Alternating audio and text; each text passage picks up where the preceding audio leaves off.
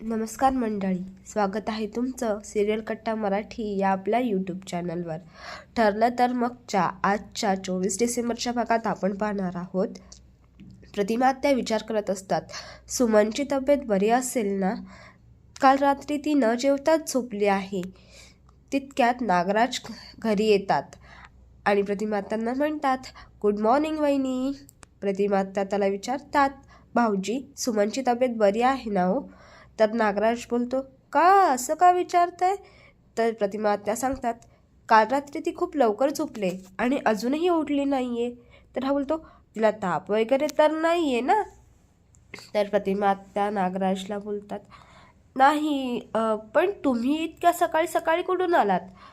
तर नागराज म्हणतात, मॉर्निंग वॉकला गेलो होतो. सुमन पहाटे गाढ झोपली होती, तिला बघून येतो आणि तिथून कल्टी मारतो. मग प्रतिमा त्या सायलीला कॉल करतात. सायली बोलते, हा प्रतिमा आत्या बोला, सगळं ठीक आहे ना? तर प्रतिमा आत्या बोलतात, माहीत नाही ग, तू आणि सुमन काल मार्केटला गेला होतात तेव्हा काही घडलं का ग? सुमन ठीक होती ना? तेव्हा त्यावर सायली बोलते, हो, असं का विचारताय तुम्ही? तर प्रतिमा त्या सांगतात, अगं मी काल रात्री तिच्या खोलीत गेले तेव्हा ती गाढ झोपली होती आणि अजूनही झोपलेलीच आहे. मग सायली सांगते, काल सुमन काकूंनी बरंच काही सांगितलंय मला. मी ते सांगायला तुमच्या घरी येतच होते, पण आता मी लगेचच निघते. प्रतिमा त्या सायलीला बोलतात, हो, तू ये लगेच. मग घरचे सगळे सायलीला विचारतात, काय घडलंय नक्की?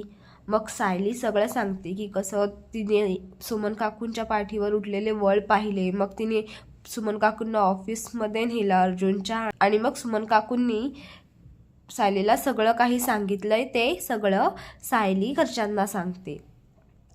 हे सगळं ऐकून सगळ्यांना धक्काच बसतो.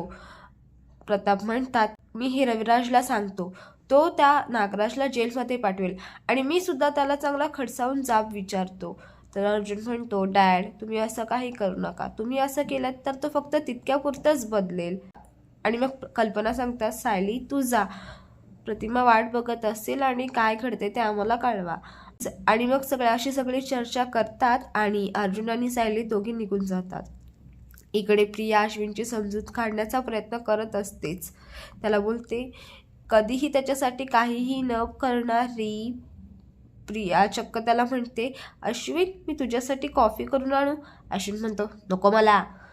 मग ही त्याला इमोशनल ब्लॅकमेल करू पाहते आणि बोलते, एक चूक माफ कर ना, मी तुला खरं सांगते मी कुठे होते. पण अश्विन तिचा हात झटकारून तिथून निघून जातो. अश्विनला काही प्रिया गुंडाळू शकत नाही. आता प्रिया म्हणते, अरे आता मी काही डोकं आपटू का तुझ्या समोर? तर आता इकडे अर्जुन सायलीला किल्लेदारांकडे सोडतो आणि तो सायलीला सांगतो, तू एकटीच आतमध्ये जा.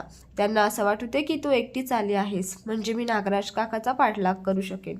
आणि इकडे सायली घरात येतात, सुमन काकू सुद्धा उठलेल्या असतात आणि मग प्रतिमा आणि सायली त्यांची चौकशी करतात, काय होतंय, तब्येत ठीक आहे ना, असं वगैरे. तितक्यात नागराज सुद्धा तिथे येतात बाहेर जायला. तर सायलीला कसं म्हणतात, सायली मॅडम आजकाल आपली भेट रोज होते, नशीबच म्हणायचं आमचं. अर्जुन नाही आला का? तर सायली म्हणते, नाही.